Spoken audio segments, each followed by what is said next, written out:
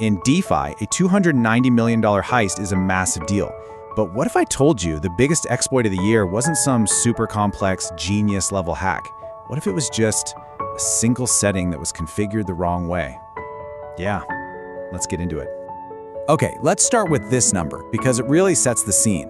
$6.2 billion. That's how much money users, in a complete panic, pulled out of the lending giant Aave right after the attack.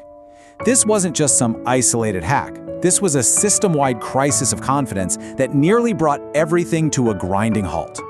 And for so many people, that crisis was incredibly personal. I mean, can you imagine? You log into your account, you see your funds right there, but you can't touch them. This tweet from Duo9 just perfectly captures that feeling of dread. What happened was that the utilization rates, basically how much of the available money was being borrowed, shot up to 100%. There was literally zero liquidity left. Your money was stuck. So how on earth did we get to this point? How did this market-wide panic even start? Well, it all kicked off with an incredibly fast 46-minute digital heist that basically created almost $300 million of ghost money out of thin air. The speed here is just wild. At 17:35, the attacker, who we now think is the Lazarus Group, gets control of a single validator, just one computer. A minute later, they use that access to mint over 116,000 rsETH tokens. Now, these tokens are supposed to represent real staked Ethereum, but they had nothing behind them. They were worthless. And then for the next 40 minutes, the attacker just runs a masterclass in money laundering. Seriously, if Kelp hadn't slammed on the emergency brakes when they did, another $200 million would have been gone. And here's their playbook. It's almost elegant in its simplicity. Step 1. Take your fake, worthless tokens and deposit them as collateral into the biggest lending protocols around. Step 2. Borrow hundreds of millions of dollars in real crypto against that fake collateral. Step 3.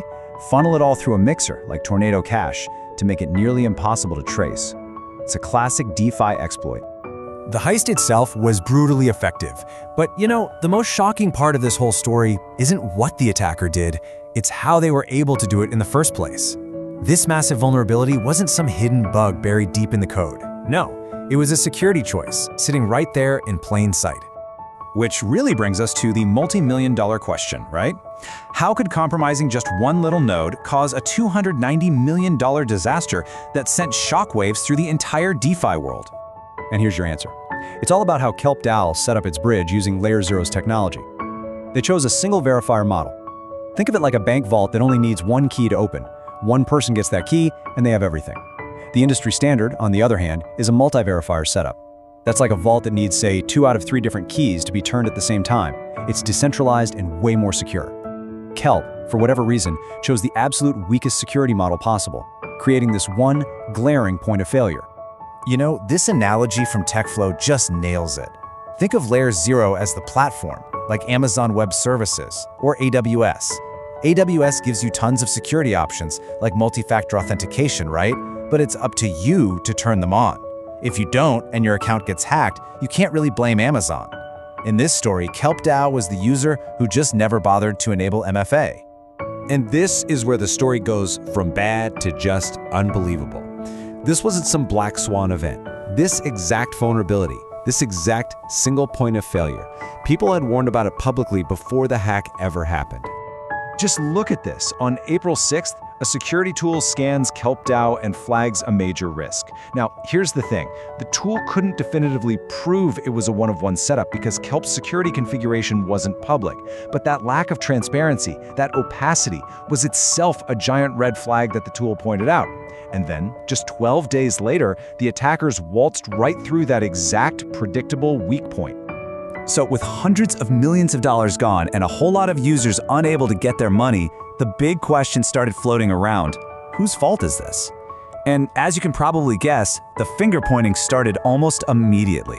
LayerZero, who built the underlying infrastructure, came out swinging. Their argument was pretty simple. Look, we provide a framework with lots of security options. We always recommend using multiple verifiers. Kelp DAO is the one who chose to use the risky one-of-one setup, and they created this problem for themselves. But Kelp DAO shot right back. They claimed that this insecure one-of-one setup was actually LayerZero's default setting in their documentation. And not only that, but they said they had even checked with LayerZero before and were told the setup was fine. So you've got this classic he said, she said standoff, with $290 million just hanging in the balance. So look, regardless of who you think is to blame here, this whole mess is a huge wake-up call for the entire industry. There are some critical lessons we have to learn from this near disaster. Okay, first, let's talk about the immediate financial damage. It's a concept called bad debt. It's what happens when the collateral somebody put up for a loan, in this case the fake rsETH, is suddenly revealed to be worthless, but the money they borrowed against it is long gone. Aave was left holding the bag for $177 million of this bad debt. And get this, their special recovery fund could only cover less than a third of that. And this is maybe the single most important takeaway. Kelp had formal code audits from really good firms, like Zellic. And you know what they found? No critical flaws. So why did it get hacked? Because the risk wasn't a bug in the code, it was a flaw in the entire architecture, in the configuration. Audits are crucial, but they aren't magic. They can miss the big picture. So what does this all mean for you, for us? Well, first, configuration is king. A protocol can have perfect code, but if it's set up insecurely, it's a house of cards. Second, don't treat audits like a golden seal of approval. They can miss these kinds of architectural risks. Third, insurance matters. Kelp didn't have a dedicated fund, so the losses spilled over and hit regular Aave users who had nothing to do with any of this. And finally, if a project is secretive about its security setup, that is a massive red flag. You have to ask them why. And that really leaves us with the biggest question of all, doesn't it?